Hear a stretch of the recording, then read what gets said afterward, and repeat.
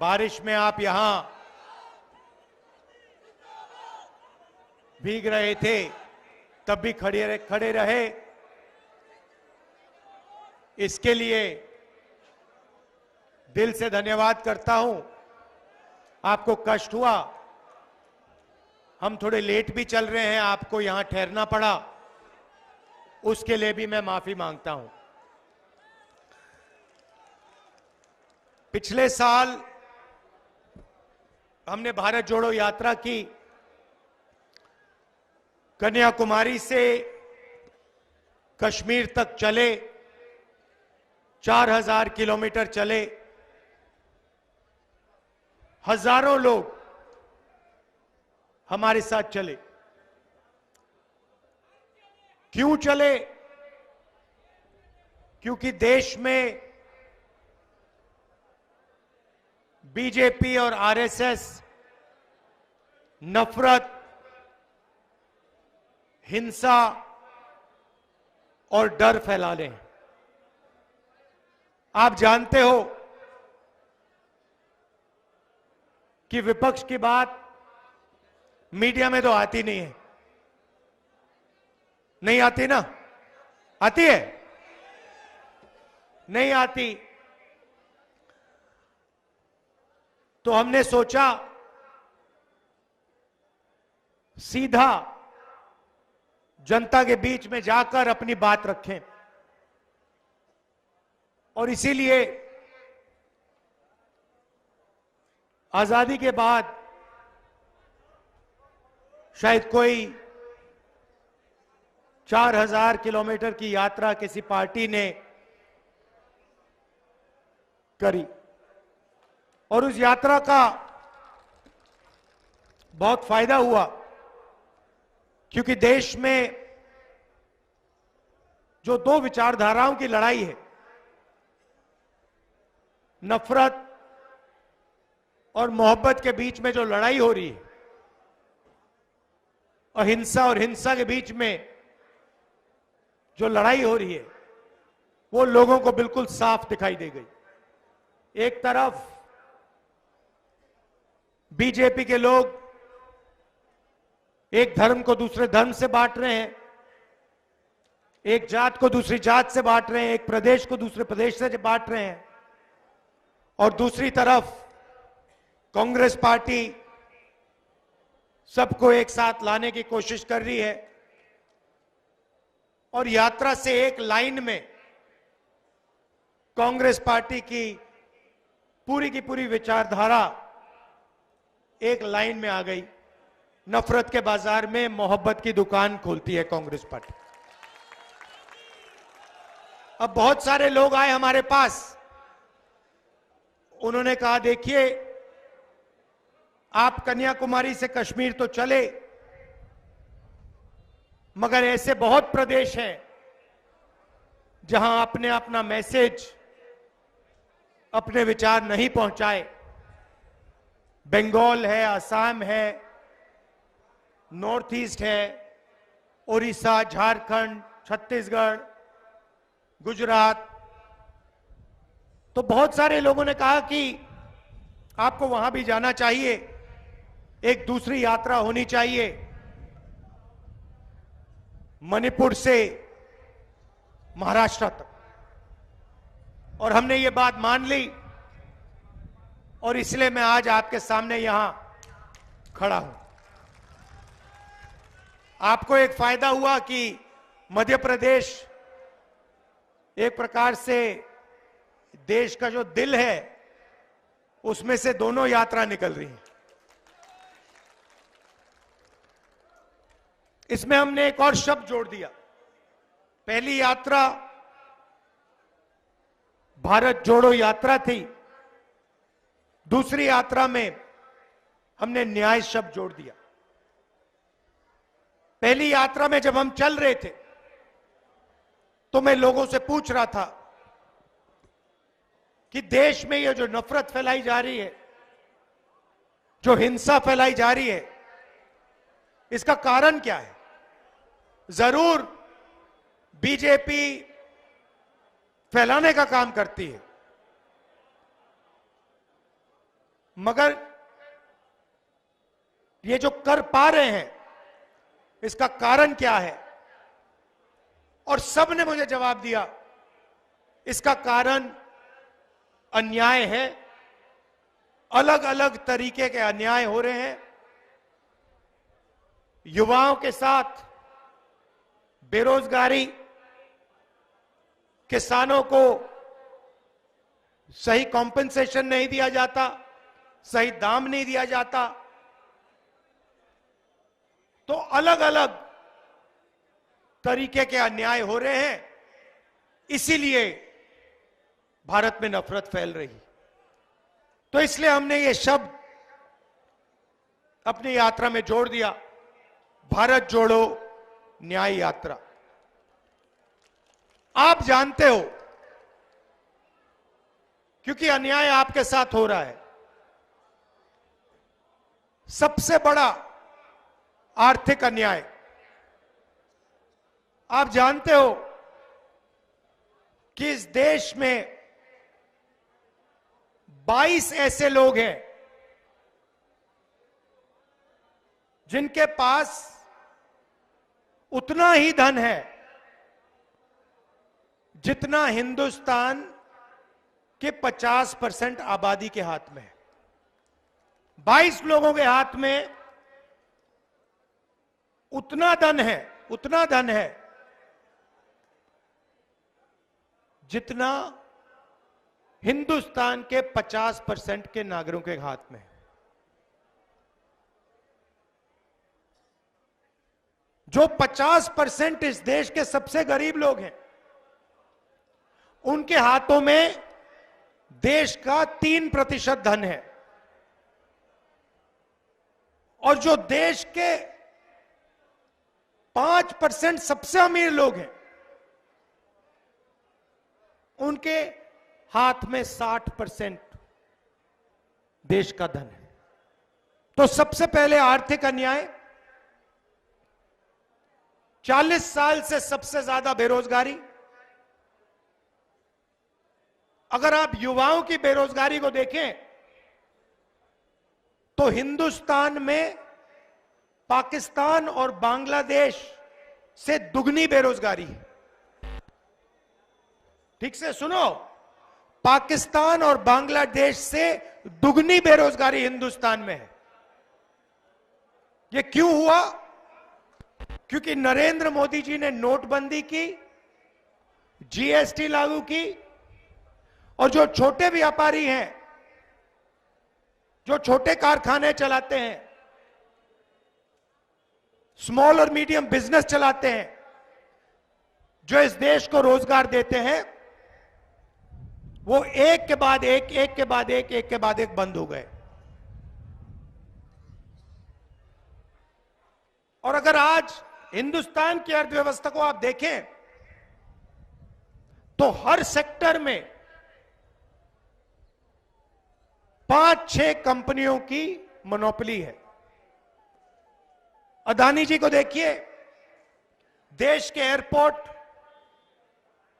सारे के सारे पोर्ट्स, पावर जनरेशन। हिमाचल में अगर आप सेब की बात करो, वो पूरी की पूरी मार्केट उनके हाथ में। तो बड़े बड़े उद्योगपतियों को, 3-4 को, हिंदुस्तान का पूरा धन पकड़ा दिया। नतीजा क्या हुआ कि जो लोग देश को रोजगार देते हैं, स्मॉल एंड मीडियम इंडस्ट्री वाले लोग, वो सब बंद हो गए और देश के युवाओं को रोजगार नहीं मिल सकता। और किसी भी प्रदेश में आप चले जाइए, आपको हिंदुस्तान के युवा सड़क पे भटकते दिखेंगे, बेरोजगार मिलेंगे। तो ये हुआ आर्थिक अन्याय। इसमें आप किसानों को भी जोड़ दीजिए। नरेंद्र मोदी जी ने 16 लाख करोड़ रुपया हिंदुस्तान के 10-15 उद्योगपतियों का माफ किया है। किसानों का 1 रुपया माफ नहीं किया है। आज तक 10 साल में किसानों का 1 रुपया माफ नहीं किया। और किसान क्या कह रहा है?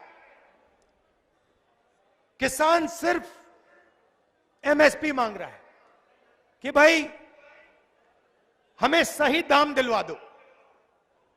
हम मेहनत करते हैं, 24 घंटा काम करते हैं, ठीक है, हमारा नाम अदानी नहीं है, अंबानी नहीं है, मगर हम मेहनत करते हैं, देश को भोजन देते हैं, हम सिर्फ सही दाम चाहते हैं और कुछ नहीं।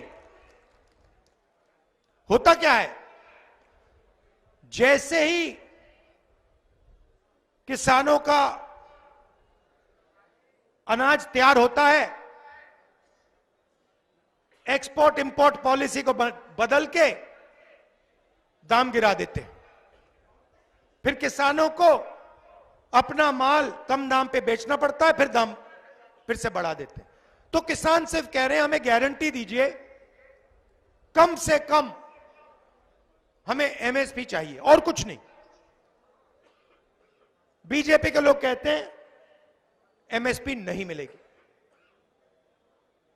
मैं आपको यहां कह रहा हूं, जैसे ही दिल्ली में कांग्रेस पार्टी की सरकार आएगी, हमने मैनिफेस्टो में लिख दिया है लीगल एमएसपी हिंदुस्तान के किसानों को हम दे देंगे।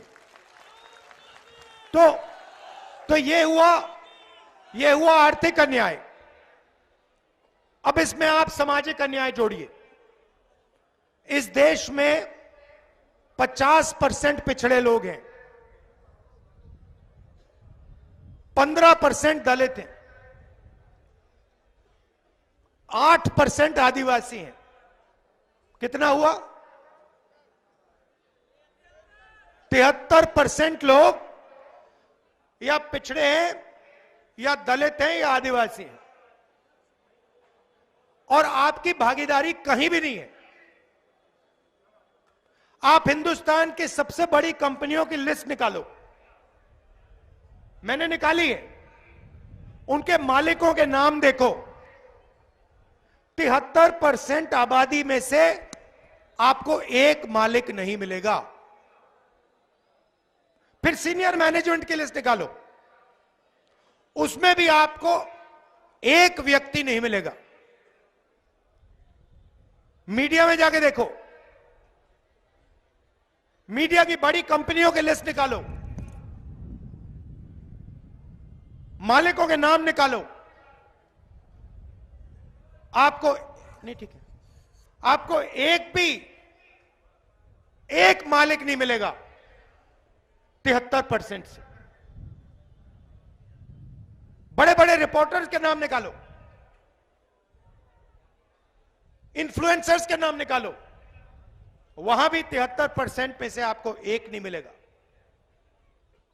ठीक है, पता नहीं, शायद पिछड़े लोग, दलित, आदिवासी भागीदारी नहीं चाहते,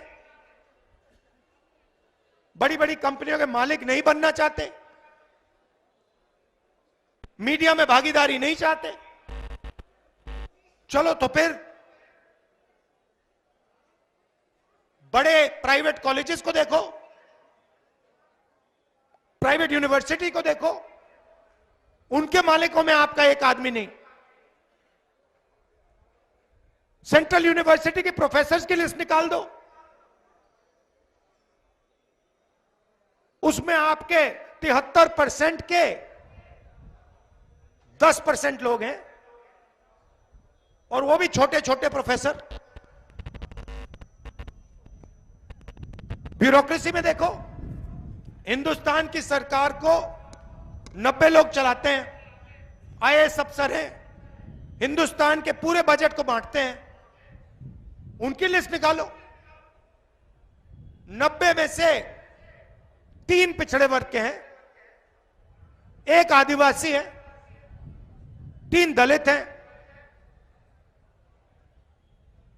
और जब बजट को बांटने का काम आता है तो उनको कोने में बैठा दिया जाता है, कोने में बैठा दिया जाता है, कहा जाता है देखो तुम लोग ज्यादा बकवास मत करो, इधर बैठो। 73% को कोने में बैठा दिया जाता है, छोटी छोटी मिनिस्ट्री दी जाती है। देश का 6% बजट, 6% बजट का निर्णय आप लोग लेते हो। तो प्राइवेट कंपनियों में 73% नहीं है, मीडिया में 73% नहीं है, शिक्षा में 73% नहीं है, स्वास्थ्य में 73% नहीं है, तो आप हो कहां? मैं बताता हूं आपको। मनरेगा की लिस्ट निकालो, मजदूरों की लिस्ट निकालो, उसमें आपके नाम दिख जाएंगे। जितने देखने देख लो। कॉन्ट्रैक्ट लेबर की लिस्ट निकालो, उसमें आपके नाम दिख जाएंगे। सफाई कर्मचारियों के नाम निकालो, उसमें आपके नाम दिख जाएंगे। तो ये नरेंद्र मोदी जी कर रहे हैं। एक तरफ सामाजिक अन्याय, दूसरी तरफ आर्थिक अन्याय। किसानों को कुछ नहीं देते, मजदूरों को कुछ नहीं देते,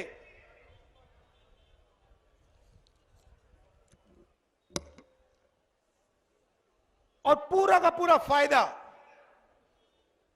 10-15 बड़े बड़े उद्योगपतियों को देते हैं। इसीलिए हमने यात्रा में न्याय शब्द जोड़ दिया,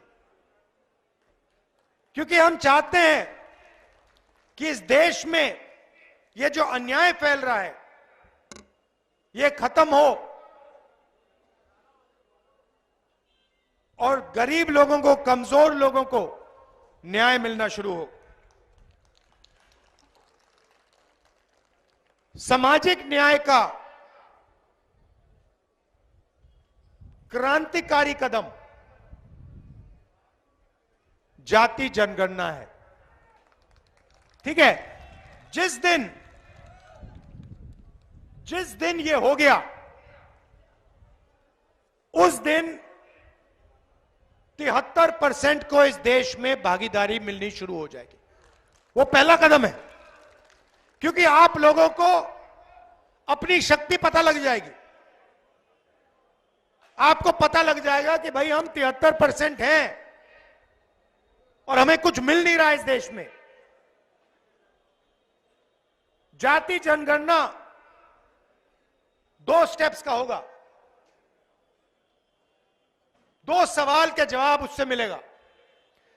पहला, पिछड़ों की कितनी आबादी, दलितों की कितनी, आदिवासियों की कितनी, और दूसरा, इस देश में जो धन है वो धन कैसे बटा है। आदिवासियों के हाथ में कितना है, दलितों के हाथ में कितना है, पिछड़ों के हाथ में कितना है, और ये जो सारी की सारी संस्थाएं हैं इसमें कौन से वर्ग के कितने लोग हैं, ये आपको आपकी आंखों के सामने आ जाएगा और आपको पता लग जाएगा कि आपके साथ कितनी बेईमानी की जा रही है और आपको कितना गुमराया जा रहा है। अंत में मैं अग्निवीर की बात करना चाहता हूं। पहले क्या होता था, इस देश में एक तरीके के शहीद होते थे। सेना में, वायुसेना में, नेवी में अगर कोई शहीद होता था तो उसे शहीद का दर्जा दिया जाता था। अगर कोई अपनी जान देने के लिए सेना में जाता था तो देश उसकी रक्षा करता था। उसको पेंशन मिलती थी, रिटायरमेंट के बाद उसको कैंटीन मिलती थी, गांव में उसका आदर होता था। आप लोग जानते हो, आपके गांव में एक सर्विसमैन जो होते हैं, पूरा समाज उनकी आदर करता है, उनकी रिस्पेक्ट करता है। अब अग्निवीर योजना में 2 तरीके के शहीद बनने जा रहे हैं। शहीद दोनों होंगे, मगर अगर शहीद अग्निवीर है तो इसे शहीद का दर्जा नहीं मिलेगा, उसे पेंशन नहीं मिलेगी और उसे कहा जाएगा देखो भैया आपने देश को अपनी जान दे दी, मगर देश आपकी इज्जत नहीं करेगा। देश सिर्फ 4 में से 1 जवान की इज्जत करेगा, जो बाकी 3 अग्निवीर होंगे उनको निकाल दिया जाए। 4 में से 3 लोग वापस आएंगे, उन्हें ना पेंशन मिलेगी, ना कैंटीन मिलेगी, ना उनको गांव में कोई रिस्पेक्ट मिलेगी। और ये अग्निवीर योजना हो क्यों रही है? क्योंकि सरकार चाहती है कि डिफेंस का जो बजट है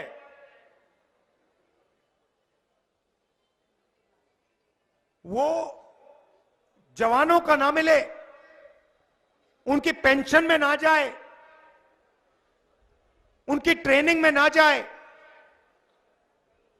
मगर बड़े बड़े उद्योगपतियों के बैंक अकाउंट में जाए।